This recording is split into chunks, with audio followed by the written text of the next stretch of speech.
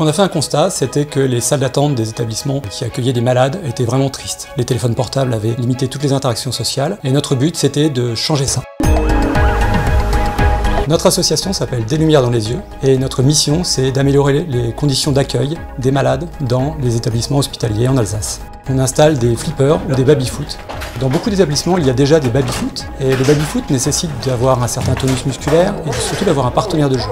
Le flipper permet de jouer tout seul, intéressant notamment pour les enfants fatigués par des thérapies assez longues. On installe d'abord un premier flipper qui appartient à l'association pour vérifier si ça fonctionne. L'idée c'est de ne pas créer de nuisance, de vérifier que ça apporte quelque chose. Après quelques mois, on fait ensuite une collecte de fonds et on achète un flipper neuf. Maintenant, avec l'inflation, un flipper coûte 9 200 €. On choisit les flippers familiaux ou compatibles avec un établissement de santé qui conviennent à tout public. Le premier lieu c'était le CHU de Strasbourg, à Haute-Pierre. Dans notre association, il y a une vingtaine de membres, mais il y a un noyau d'une dizaine de bénévoles qui viennent pour faire les installations, les réparations, toute la maintenance, l'entretien des machines. Au moment où on apporte la machine, ou alors quand on vient faire une réparation et qu'on est attendu, on sait que ça va améliorer leur journée.